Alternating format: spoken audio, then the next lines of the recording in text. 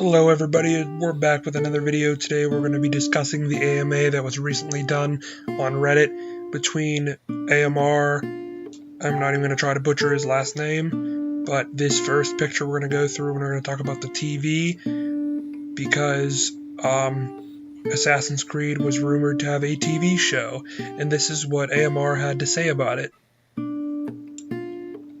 As you can see, he said that they were in talk with many great partners, because it was kind of rumored last year that Ubisoft was in talk with Netflix, so AMR confirms that they're going around talking to as many people as they can, and he said it won't happen for a while, but it's something he's really looking forward to. Then in this next picture, it is also from another comment, and it kind of goes off almost in the same direction, and confirms that there will be a TV show in the distant future.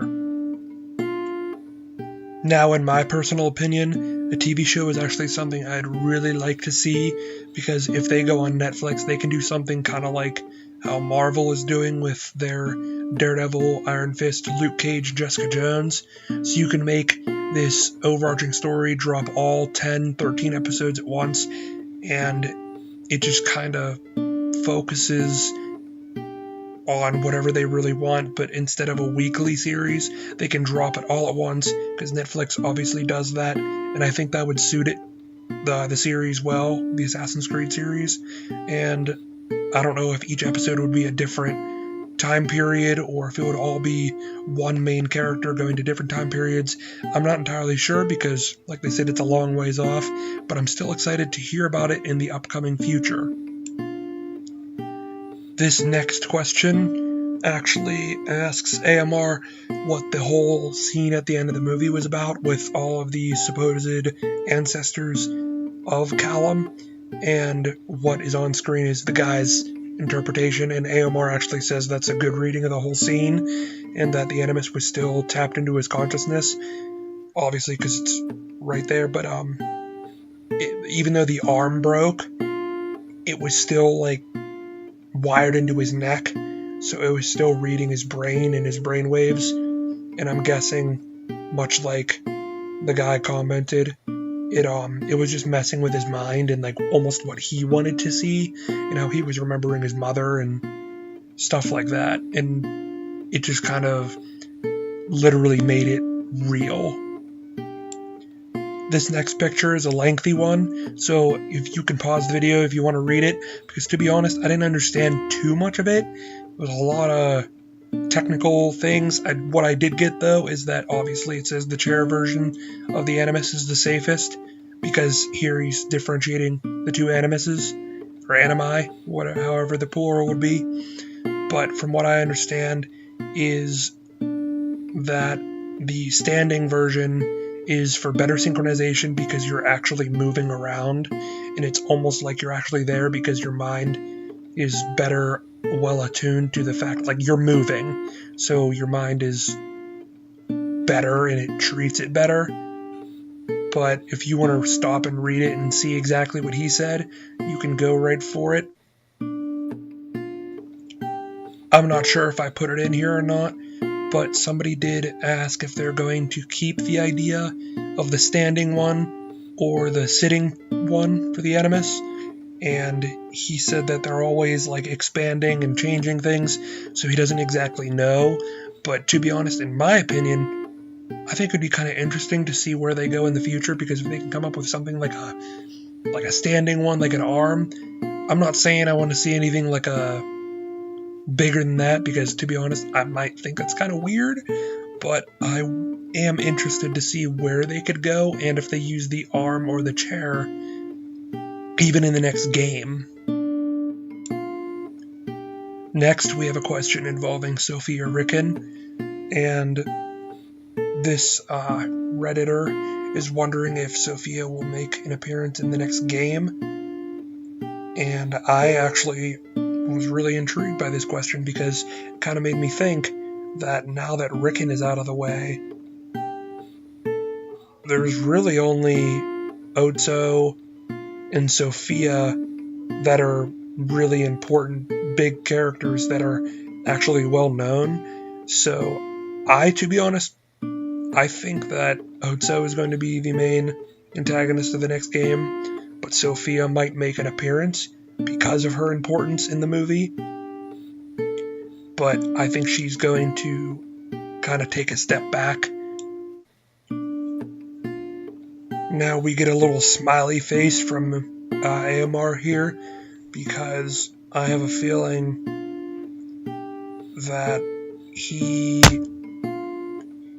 how do I put this? He knows that Syndicate and Unity didn't exactly have the greatest single players, but because they took a year off, and he's mentioned it throughout, that taking the year off was worth it and stuff like that, that they might have almost redid the present day rather than making you just a nameless person. You're actually going to be somebody, which takes me into these next two pictures of Galina Veronia, I think that's how you pronounce her name, and Charlotte de la Cruz. And Galina and Charlotte are both characters. I believe Galina first showed up in a comic, or was it Initiates, whenever they had to go and save her from her mother who was corrupted by the bleeding effect. But regardless, she was in Syndicate,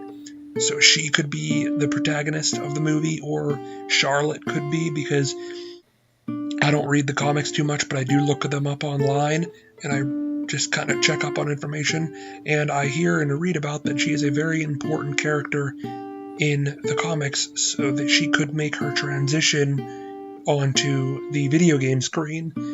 And I just think that'd be kind of cool to have a woman character just in general, because after playing Desmond for a while, it'd be kind of cool to see just like the other side of things, because a woman might have a different perspective on things rather than Desmond, and just following his father. Maybe the woman, either Galina or Charlotte, would just do things differently because of who she is, and not exactly just because you're the son of William Miles. Now, if you have been keeping up with the rumors for Empire recently, then you would have seen this picture, and someone actually asked AMR if that was real for an Assassin's Creed sequel, or just what it was in general, and as you can see, he said it's not Assassin's Creed. So it got me wondering, what else are they making? Because I know they're making other titles. I know that Assassin's Creed isn't their biggest focal point, that they still have other games to make, but could this be a remake of Prince of Persia? Or I really couldn't tell you. It has to be Prince of Persia. I mean, if you have any other idea what it is, I'd love to know, because I really can't tell you what else that could be, now that it's proven not to be Assassin's Creed. Now, I actually like this next question, because it is actually something I put in my last discussion video for the movie. I had said that Ezio had met Columbus through the DS game in Discovery, and that is why at the end of the Assassin's Creed movie, Christopher Columbus had said that he is a friend of the Creed, but AMR had laid the law in this post and said that Discovery is not canon anymore, which just completely rewrites my theory of that's how they know each other, technically, because he said guard it with your life, meaning the apple, and then Christopher Columbus said that he will, and he's a friend of the Creed, and that he respects Aguilar. So I'm going to need a new theory, so I need your guys' help. If you have any idea on what that means, maybe they're keeping parts of the theory, maybe they just retcon the entirety of Discovery, that'd be pretty helpful if you can tell me what you guys think. Oh, the Precursor Box. I've heard so many rumors about this one, but AMR has revealed here that the Precursor Box that was given to Shao Jun by Ezio and the Precursor Box that was used by Shay are the same ones. Now that is really confusing because I heard rumors that Shay's box was the same as Adewale's box, which was from Freedom Cry, and that Shao Jun's box had something to do with another box that was in either a comic or book, but I can't exactly remember at the moment. But now that means that it went from China to Haiti and then to the colonies, or the British colonies, because they weren't the American colonies yet. So that just kind of puts a stake through every pretty much theory that was relating to different boxes, because now who knows how many boxes are there. Maybe there's just one. Now these last couple comments are my personal favorites. I know this is another long one, but you don't exactly have to read it, because the main focal point I'm pointing to is AMR confirms that it actually was Arno in the end scene, which was right here. And I think that's really, really cool because anyone could have seen it. They did call him a French revolutionist in the book, but it's just nice to get an official confirmation because it looks just like him. And to back up another claim, someone was asking if he's really Aguilar's ancestor, and he said yes. I mean, he put a pretty well thought up reason. He said 10, 20 generations later, and me and you could have a common ancestor. But still, that's... He said without saying that, yes, Arno is related to Aguilar, and I just think that's really cool. But this next one, I think, is just the coolest out of all of them, so I'm kind of saving it for last. Someone had asked a question, and AMR answered. It said that there was supposed to be a cameo of a video game character that did not make it into the final cut of the movie, but he was not going to say who the character was. Well, just the other day, the voice actor for Sean Hastings actually had confirmed that he was supposed to be in the movie at the way end. He went for 2 days of non-paid filming, and he was supposed to be in the final parts of the movie, but they didn't end up using his parts, which I think is really upsetting, but they had the right reasons, so I trust why they did that. But I just think that's really cool, because if they would have done Sean, who's to say they wouldn't have done William Miles or Rebecca or just any other assassin in present day, or if they do a version of Otzoberg like they did Alan Rickon, because Alan was in the first game, but now he was in the movie. So if they do another present day Templar, I just think that's really cool. That, and I'm going to put this picture back up because I just put it up. Sean Hastings' voice actor looks just like him.